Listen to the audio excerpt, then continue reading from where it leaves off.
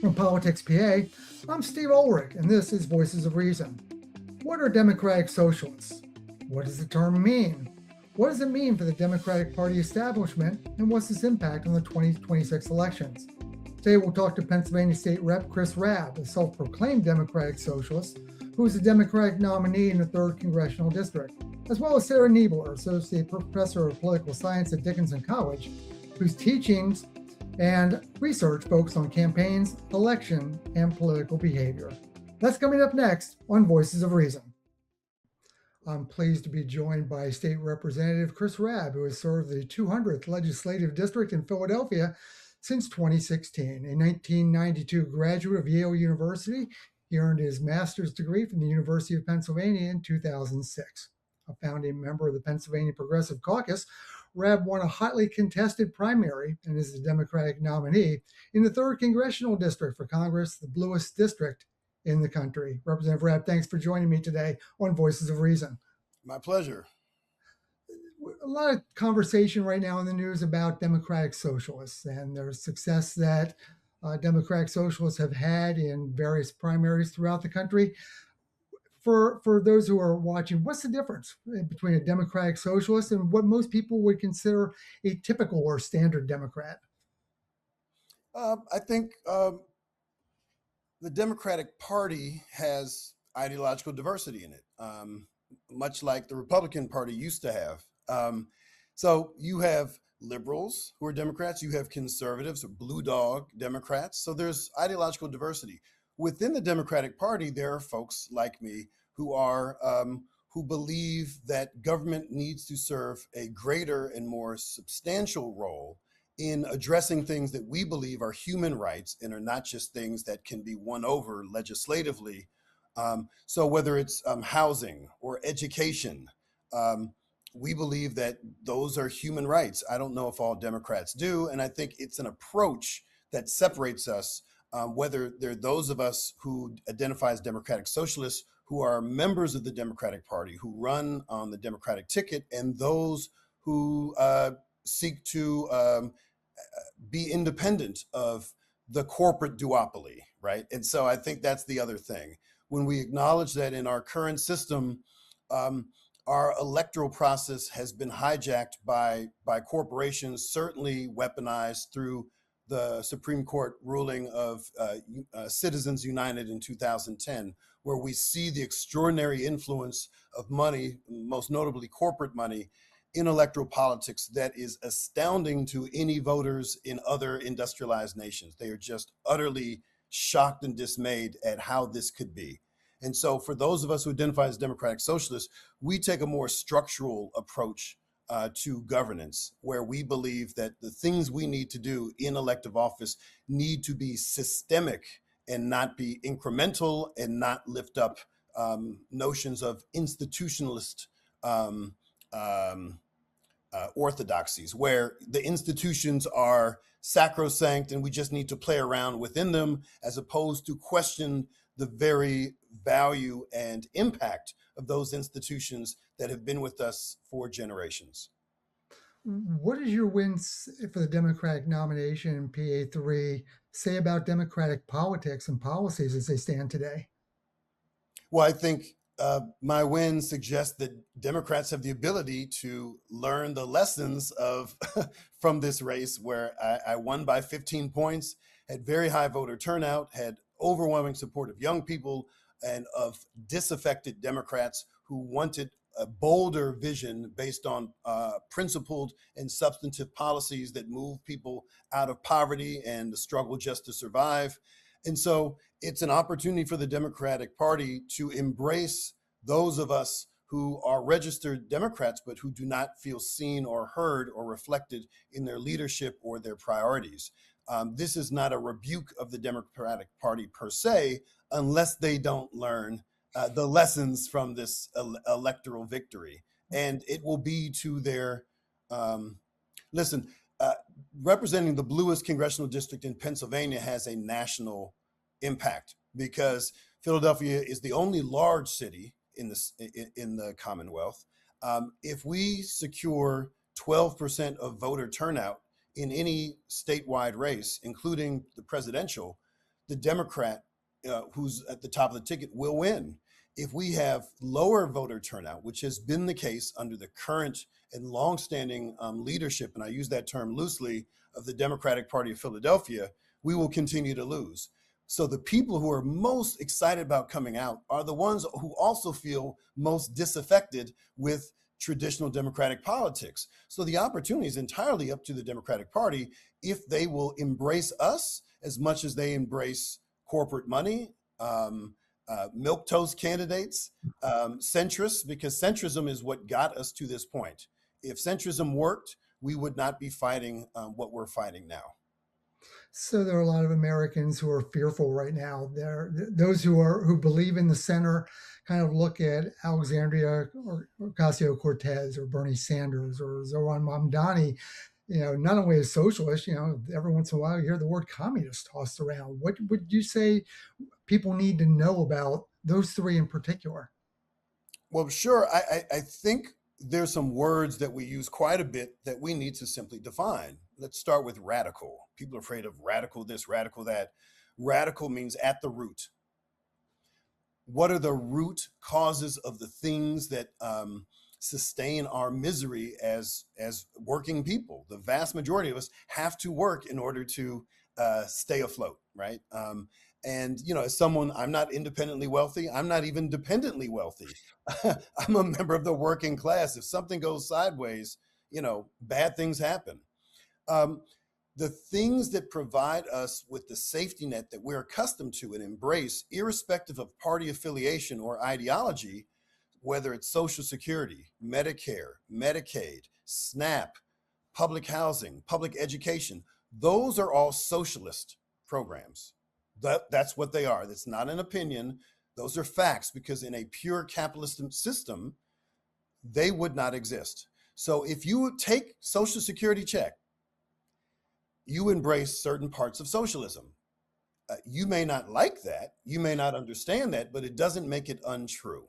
And so the problem is we have a system and a society that rebukes things that it does not like, and most notably, it does not is not embraced by entrenched power. So what they'll do is they'll say, oh, if you have these beliefs or you use these terms, you're an enemy to the state. You're a bad person. You're un-American. That is not working as much as perhaps it used to. And what people are seeing is, oh, well, if Democratic Socialists believe in what I believe, then maybe they're not so extreme, because I don't consider myself an extremist because I believe in universal health care, which you can find in most industrialized nations, or you believe in social housing, or you believe in a living wage for all, you believe in climate action. In fact, our own state amended our state constitution in 1971 to embrace environmental stewardship. So the things that we run on as Democratic Socialists are things that are wildly popular, not just among Democrats, but across the board. So I think there's a boogeyman component to this, which is different than the substance of what we're running on. I don't believe there's anything particularly radical that I ran on. The only thing that makes it radical is that it's not embraced by many of these things are not embraced by my own party. One of the things that seems to be separating Democrats right now is Israel and where people come down on it. You've called Israel's war in Gaza a genocide. In your mind, how can Israel and Palestine coexist? That's entirely up to them. And I think that's the point. Like, they are not our playgrounds. I'm anti-militarism and anti-imperialist. I think the reason we have so many of these problems, global problems, is because the U.S. meddles everywhere and pretends to extend democracy when we don't even embrace it in our own nation, right? We have an electoral college that keeps people from voting for president directly. We have a Voting Rights Act that was just eviscerated. We don't have a true participatory democracy in this nation, and we really never have. When was the golden era of democracy in the U.S.? As an African American whose people have been here fighting in every war, going back to the Revolutionary War, as a descendant of one of the signers of the Declaration of Independence, we have never had a multiracial democracy.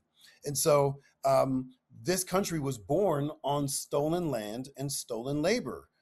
those are facts. It doesn't mean that we are an evil society. It means that we have to atone for the original sins of its establishment. And we can do that. I'm proud to descend from folks who are on the right side of history centuries ago, abolitionists and civil rights activists and freedom fighters. That's why I do this work. But we have to walk the talk. We cannot talk about what other nations are doing until we rectify what we do back at home. And we should not be sending our money overseas to bomb civilians when we need to be building schools, we need to be building hospitals, building housing, so that everyone can have a dignified life in the richest country in world history. Let me just follow up on that a moment. So what would your idea of American foreign policy, what should it look like if we're not going to get involved in that way? Well, I believe in diplomacy, multilateral diplomacy. I think it's always where we have to start. And I think we also have to make sure that we are honest about our efforts overseas. Look, if our foreign policy is basically doing what the largest corporations want us to do, we've already lost, because the average American does not care about what is in the best interest of a publicly held corporation when they're struggling. But the reality is, so many of the military interventions we have facilitated through Congress and whoever's in the Oval Office has been for the benefit of the largest corporations who have hurt the most people, not just in cities, but in rural communities too. And I think we have to disintermediate corporate greed from the choices we make on the national level. And that also means that we need to break up these monopolies, particularly in media. We do not have the level of choice and voice. And I've actually introduced legislation in the Pennsylvania legislature to promote local journalism, so we are not, we don't have a stranglehold by corporate media on what the people in rural communities, suburban and urban communities care about, and having them addressed by journalists who want to do the work and are not just doing it as an extension of Wall Street. Senator John Fetterman is warning about the rise of and I'll use quotations on this one, dirtbag left within the Democratic Party, saying opposing Israel means being anti-American, anti-Western civilization, and anti-capitalist. What's your response to that statement? He's a sellout. He has betrayed the people of Pennsylvania. He's betrayed all of those people who thought he was different and better. The reality was he was only marginally different and far worse.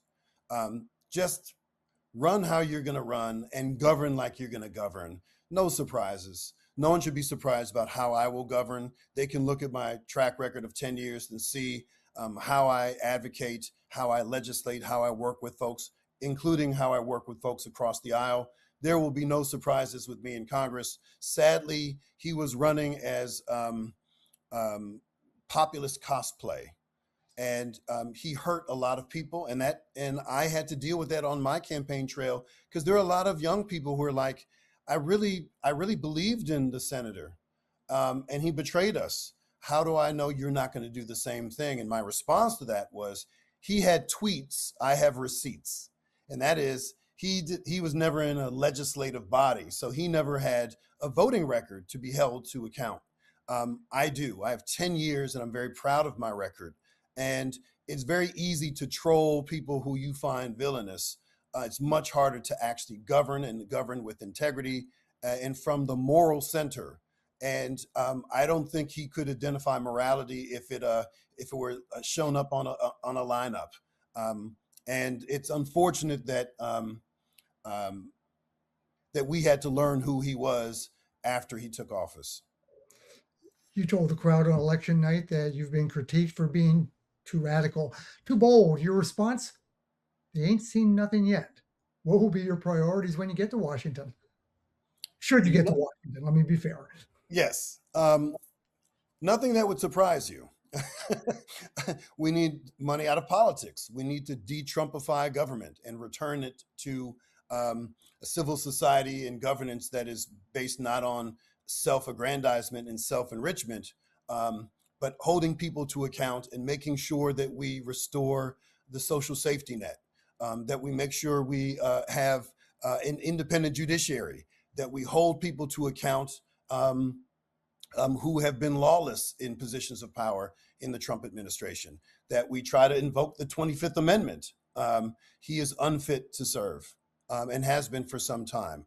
That we also set out a path for a bold vision for our nation, not for Democrats, but for all Americans, in anticipation of a post-Trump America.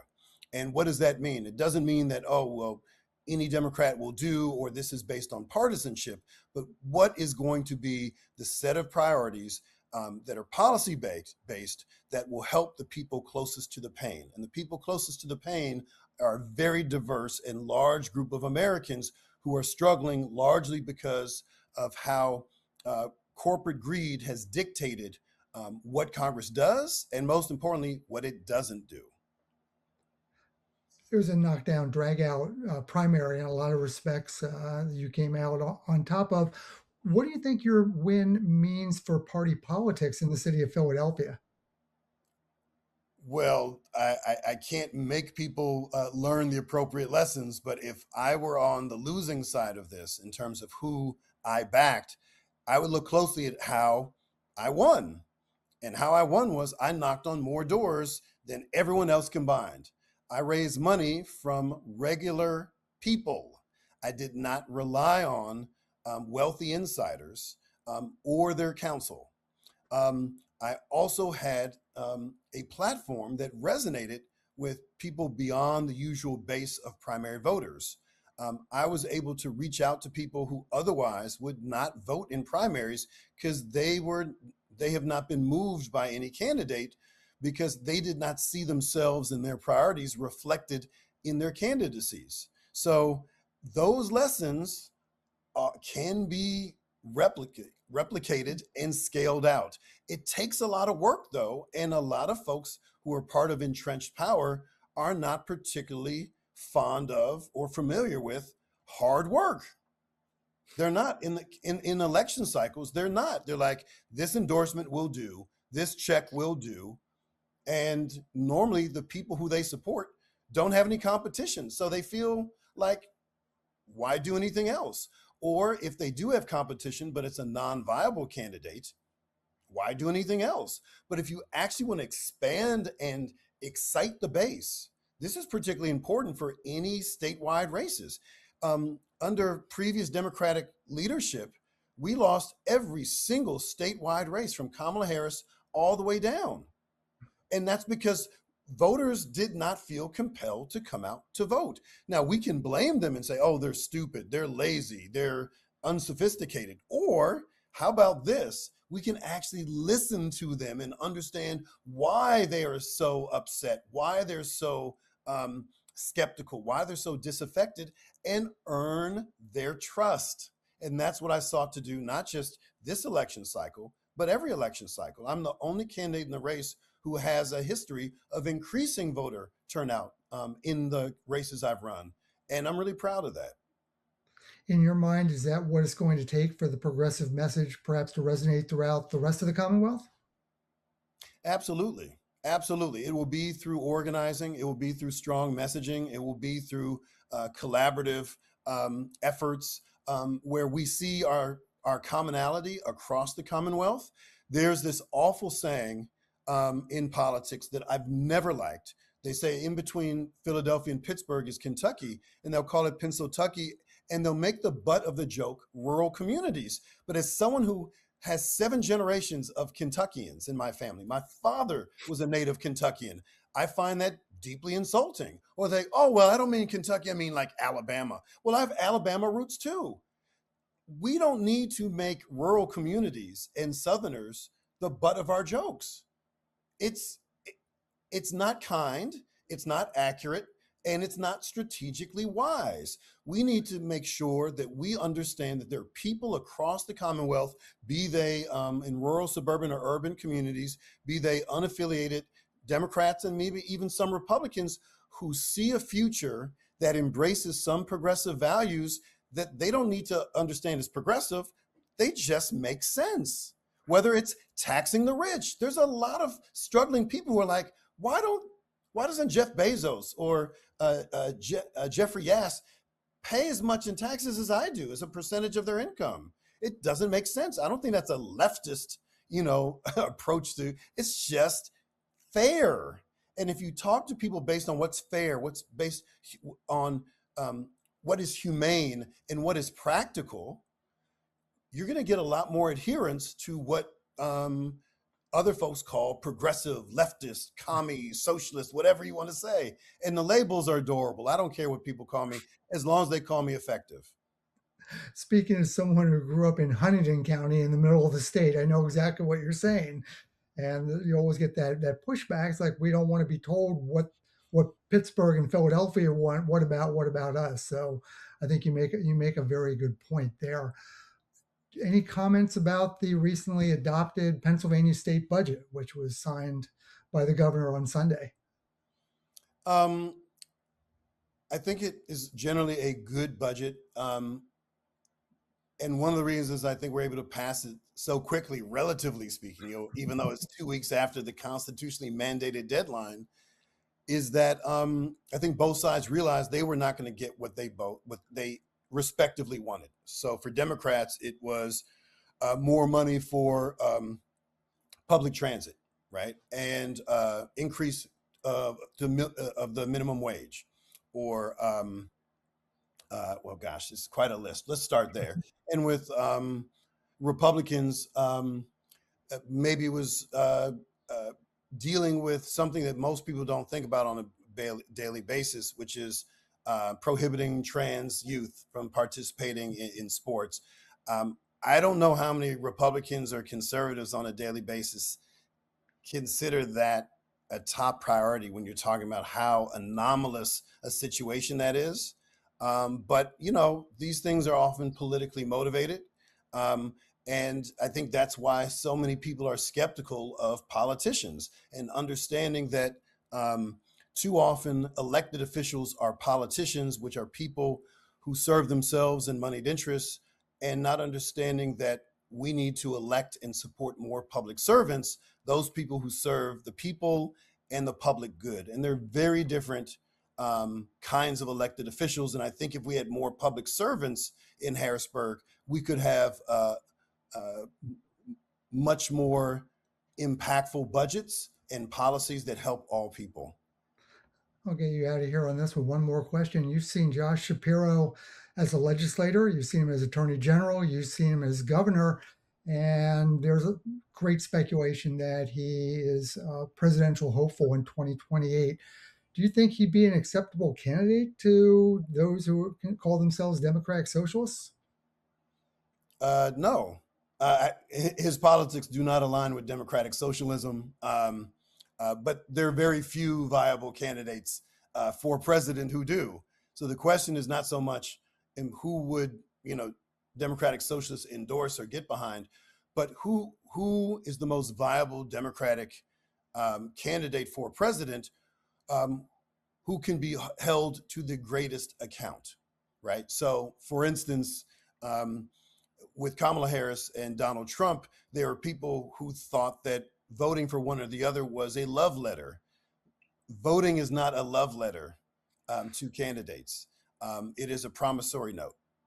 And so what we have to put ourselves through is, if there are people on a ballot, none of whom we love, the question is, do we not stay home and say, well, I'm not voting unless I love a candidate, but is to understand, based on the values and priorities you have and whatever community that you identify with as voters, which of those candidates are you most likely to hold to account to get them to do things that matter most to you? And that is going to be the internal conversation with any number of voting blocks, whether they're progressive Democrats, seniors, Latinos, whomever. And I think that's where civic literacy comes in, because the more people understand that they're not just voting for themselves, they're voting for their children who can't vote, they're voting for non-citizens, they're voting for future generations. And that choice we should not take lightly. My thanks to Representative Chris Rabb from Philadelphia. Wrapping up his time in Harrisburg as a state representative for the 200th Legislative District in Philadelphia. He's currently the Democratic nominee for the 3rd Congressional District, hoping to make a move to Washington in January. Representative Rabb, thanks so much for joining me today on Voices of Reason. My pleasure. Now we welcome Sarah Niebler, the Associate Professor of Political Science at Dickinson College, to Voices of Reason. A graduate of Muhlenberg College with master's degree from Lehigh and Wisconsin, her research and teaching interests are in the area of American politics, specifically campaigns and elections, political behavior, and political opinion. Niebler's analysis has been found in The Hill, Roll Call, and NPR, among others. Sarah, thank you so much for joining me today on Voices of Reason. Thanks so much for having me, Steve. I'm really glad to be here. There's been a lot of talk about democratic socialism has really popped up in the news. The success of in New York City, Zoran Mandami, Chris Rabb winning in the 3rd Congressional District. Are you seeing a shift among Democratic voters? Is this devoted mostly to the big cities? What do you see and what's going on in the rise of democratic socialism? No, it's a really interesting phenomenon happening right now. I think the Democratic Party has always been the party that people refer to as the big tent party, which I think what we mean by that is that there are a lot of different views contained in one political party, and I think this is the newest and most current iteration of that or version of that going on. And so it's certainly, as you mentioned, predominantly located in bigger cities where there's a progressive wing or there's long been a left-leaning part of the Democratic Party. I think one of the things that's a little bit different maybe is we just have so much communication right now that a couple of successful candidates in those big cities now become national figures and can command media presence in a way that they didn't 20, 30, 40 years ago. So I don't want to say that it's exactly the same as we've seen before, but I think there are other factors that are contributing to the rise in the way that we experience those candidates winning elections in 2026 compared to maybe Bernie Sanders first winning in Vermont, a number of years ago. I've heard some people talk about the similarities between 2026 and 2010 when Republicans had to deal with the rise of the Tea Party. Is that a fair comparison? I think it is. I think, again, the Republican Party has always been a little bit more tight ideologically. And what I mean by that is that people who identify with that Republican label, even if they were Tea Party members, tend to have very similar views on policy to other types of Republicans. And I think with Democratic Socialists, they tend to, certainly the ones that have risen to prominence in Congress and even a little bit on the national stage, they have tended to caucus with, I'll say, quote unquote, regular Democrats or just Democrats. I think that one of the interesting questions to watch going forward is the degree to which Democratic Socialists, if they become larger in number, particularly in the U.S. House, to what extent will they vote with Democrats on the issues? And I think with the Tea Party, we see some of those issues. Scott Perry locally is a really interesting example of this. Most of the time he's voting with the Republican Party. Every now and then, particularly for him, it's on those fiscal issues where there's a fair amount of money being spent, or he's not sure where the money is going to come from to pay for some of the elements or pieces of a piece of legislation. He breaks with the Republicans and votes against that Republican legislation, Republican-sponsored legislation. And so I think that's what will be interesting to look at over the next few years, again, as we see more and more Democratic Socialists into the U.S. House. How often will they vote with Democrats? When they do break with Democrats on votes, what issues are those votes? What's the size of a majority if the Democrats do retake the House, right? All of those things kind of interact to kind of create a whole bunch of different things that we might find interesting to watch over the next few years.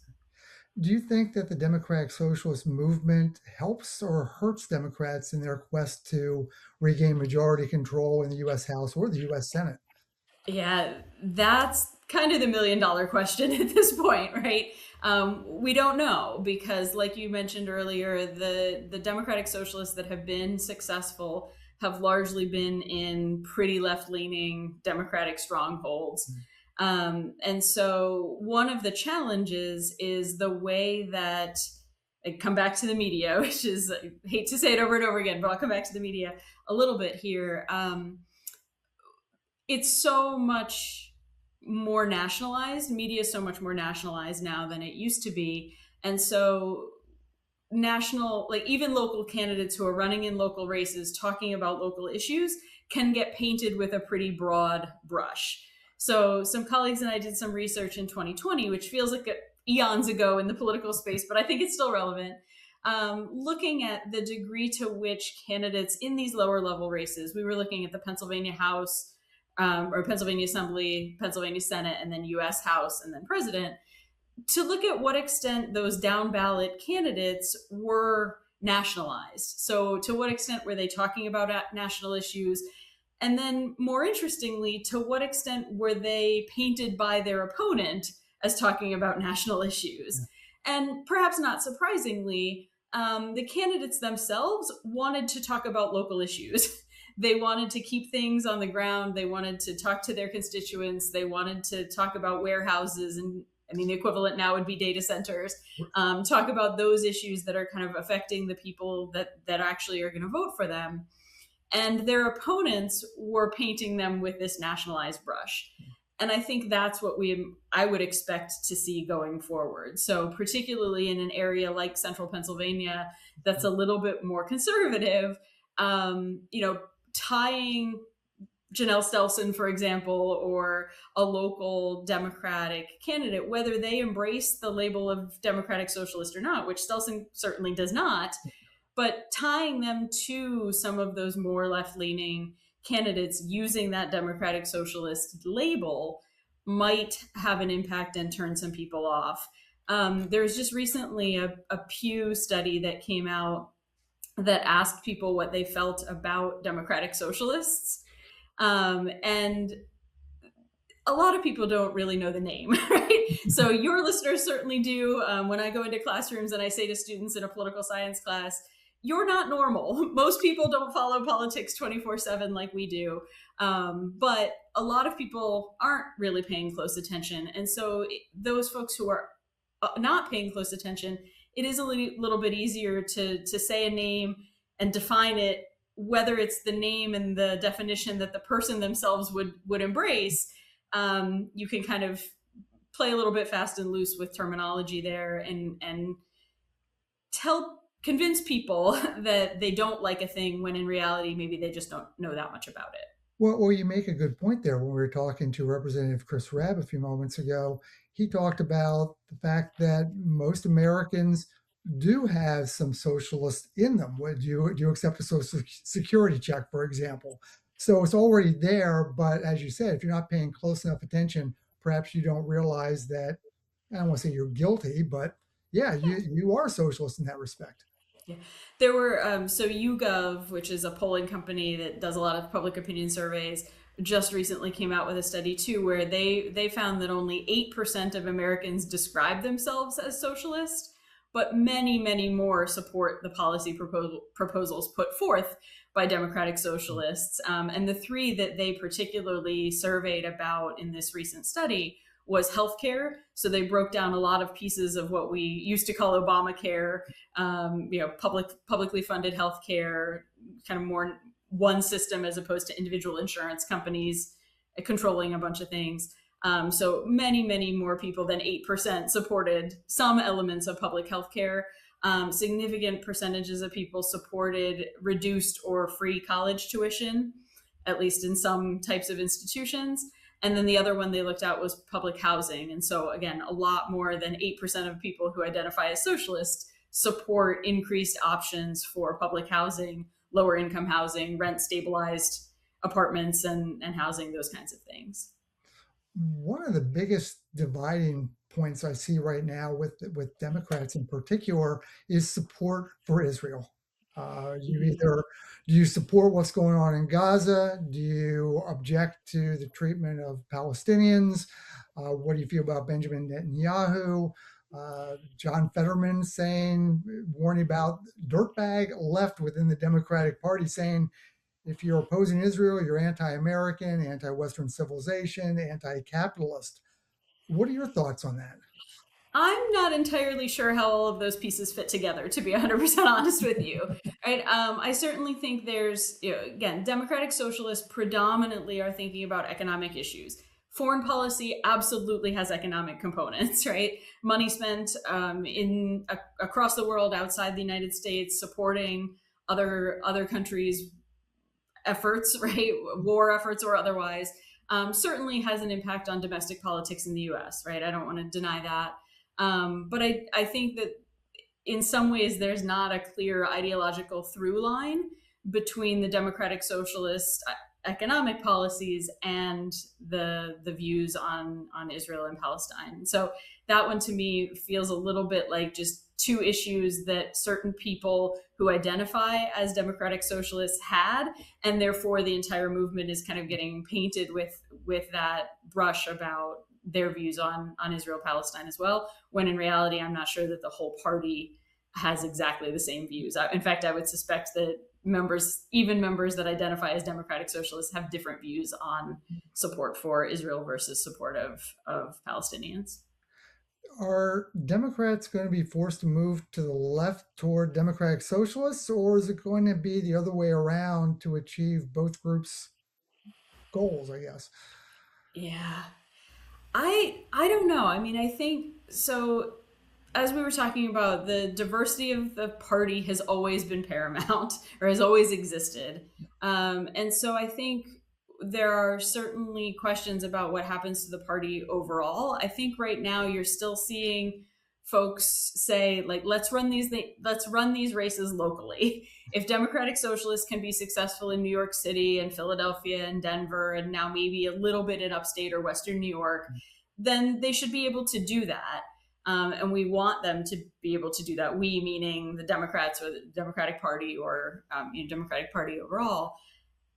When we get to a race like the midterms that is more national in focus, that's when that becomes a bit of a harder strategy, because it's, again, easier to see or to say all Democrats do this, all Democratic Socialists believe that. And so I think the party is going to try to let individual candidates have autonomy. And frankly, the US congressional system is built on that. There's a lot of political science research that kind of talks about how US political parties are different than European political parties. And that is the defining or a defining characteristic of that difference, is that in the US, when the House of Representatives members take a vote, it's not always a party line vote. And the scholarship shows that when that happens, or part of the appeal of that for, appeal might be a strong word, but part of the appeal of that for individual House members is they don't have to vote with the party every single time.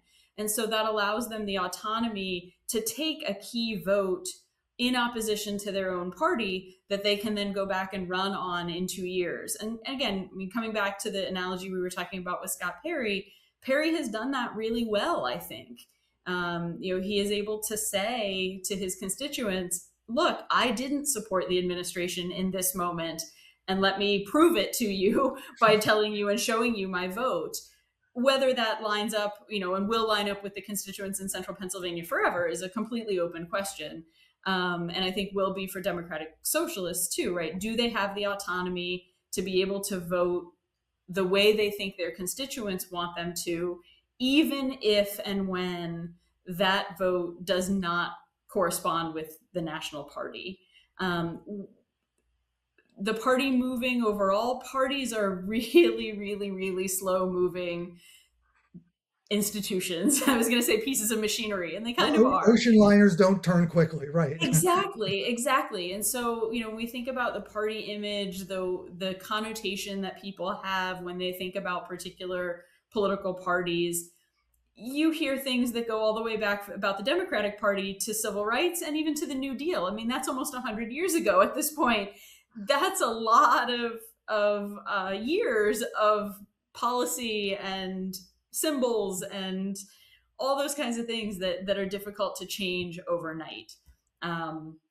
So yes, I think that they can change, and there may be some tug of war, push and pull, but I wouldn't expect a drastic rebranding or a drastic change in the next 6 months or anything like that. I like to call the Commonwealth America's swing state, because certainly that's what Pennsylvania is. Progressives have had success on either end of the state, in Pittsburgh, now in Philadelphia, with Chris Rabb's victory. But I grew up in Huntingdon County. I live in Lancaster County. You live in Cumberland County. Not exactly what we would call bedrocks of Democratic support. How does the progressive message succeed in what is a mostly red part of Pennsylvania's tea, I guess is the best way to put it. Hmm. No, that's really interesting. And I can't help but think of Fetterman in that moment, in that question. But then the evolution of John Fetterman over the last number of years makes that really complicated to think about and to talk about in this moment. But his view when he was first running was that there are pockets of people who have progressive views, who have left-leaning views, who have, well, I'll even go so far as to say socialistic views on policy in all parts of the state. And I think, coming back to those questions, people in Cumberland County and Lancaster County, some chunk of them support Social Security. A lot of them do. A big chunk of them support having health care paid for, or having lower tuition in college, lower tuition costs for college. So I think that the answer for Fetterman when he was initially running on that left-leaning platform in his 67 county tour was to talk not about the label necessarily, but about the policy, and to say to people, are your groceries too expensive? Have you been unable to buy food and pay your rent or your mortgage because you had a healthcare scare? And talking about issues in those ways, the population is more left-leaning than the party identification and the ideological labels that people embrace sometimes leads them to. Let me ask you a little bit about Pennsylvania's congressional races. You already mentioned the important race in central Pennsylvania, the 10th Congressional District with Scott Perry and Janelle Stelson, certainly big races in northeastern Pennsylvania for Rob Bresnahan and Paige Cognetti, Lehigh Valley with Ryan McKenzie and Bob Brooks, and of course the never-ending saga in Bucks County with Brian Fitzpatrick as he runs against Bob Harvey. What do you see right now? What are you hearing? Is this a possible year where Democrats are able to actually flip all 4 seats and win back control of the U.S. House? Interesting. Yeah. Like you said, Pennsylvania is the quintessential swing state, and it has been for 25 years, right? My whole adult life, it's been this way. I've been following Pennsylvania elections for a lot of years. I think that, interestingly, we're in a moment where because things are a bit more nationalized, it does tend to be a little bit of an all or nothing. It's increasingly difficult to carve out that space. And so it is a little bit more, in my mind, like, the likelier that one is to turn, the likelier the rest of them are to follow. So I wouldn't be surprised if in the same way that kind of the swing states, if we think about the country as a whole, did the same for Trump in 2024, right? Trump ran the table and won all 7 swing states, I think it was. And I wouldn't be surprised if something similar happens on a Pennsylvania scale for the U.S. House. Whereas if the message for Democrats is resonating, it is resonating as a Democratic message and less so about this individual candidate, that individual candidate, this other one. And so it tends to kind of just drive everything up. And those races are all so close, or those voter registration numbers in all those districts are so close, that a 2 or 3 point shift toward one party or another can sweep all of them across the state. Well, I really appreciated your point when you said, the candidates who are the incumbents in all 4 of those races are trying to talk locally, while their opponents are trying to say, this is what you've done with Donald Trump. This is how you've supported his policies, right? Yeah. Yeah, and to think about it the other way too, I mean, going back to our 2020 research, Scott Perry at that point was running against DePasquale, who by all accounts was a moderate, right? Through and through was a moderate. But nearly every piece of literature that we collected that talked about DePasquale, that was paid for by the Republican the National Republican Congressional Committee or the Pennsylvania Republicans had DePasquale's picture alongside Alexandria Ocasio-Cortez or Bernie Sanders. It was just an effort to say, this person's a Democrat, these people are Democrats, they must all believe the exact same thing. And therefore, Central Pennsylvanians, we know you don't support all of the policies of AOC and of Bernie Sanders, and therefore you should not support the policies of Eugene DePasquale. And they may, DePasquale, had he won, may very well not have voted with the Democratic Party up one side and down the other, or every single time. And so that's the kind of thing that we're talking about, even within the party, to say nothing then of how they're going to try to paint people associated with Trump and, again, an increasingly unpopular president.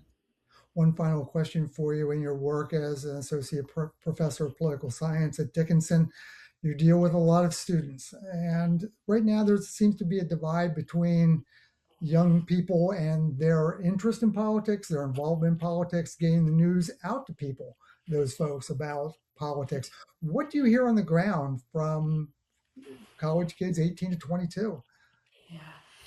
So, I mean, there's two things I think I would say is one, students, they don't like what's going on at the national level any more than I think a lot of the rest of us do, right? There's a lot of sense of that this is a moment in time where we aren't able to talk to each other. Congress isn't doing very much. Students that end up in my classes are predisposed to like politics and are predisposed to want to make the world a better place through government and politics. And so I think looking at what happens nationally, I think a lot of them are sad, frankly, and are frustrated with the way that politics looks. So we talk a lot in my classes then about local politics and the ways in which local governments, not even the levels we've been talking about, but I'm talking even more local, mayoral, borough council, township, county commissioners, those kinds of folks, right? The way in which they're solving problems through government. And at the core of it, that's what I want the federal government to be doing too. It just doesn't seem like that's what we focus on very often. And then I think, but among the students who are interested, they're really interested and they want, they are more progressive. They are more interested in this democratic socialist movement, to come back to the main part of our conversation. And as the Pew research I was mentioning earlier bears that out too. Students, or the population that they were looking at, folks who are 18 to 30, a much higher percentage of them report being favorable toward democratic socialists than folks who are 50 to 65 plus. So there might be a smaller number of them who are actively engaged as opposed to older generations. But the ones who are engaged tend to be more frustrated, I think, by the tenor of conversation happening in American politics, and more wanting to see something drastic and something big and bold and new and different. My thanks to Professor Sarah Niebler, the Associate Professor of Political Science at Dickinson College, for joining me today on Voices of Reason. Sarah, thank you. Thanks for having me.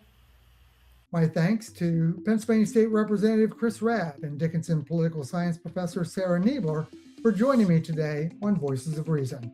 This episode was produced by Brianne O'Neill. For political news from Pennsylvania every weekday morning, sign up for the PoliticsPA Playbook at PoliticsPA.com. That's it for Voices of Reason. I'm Steve Ulrich. See you next time.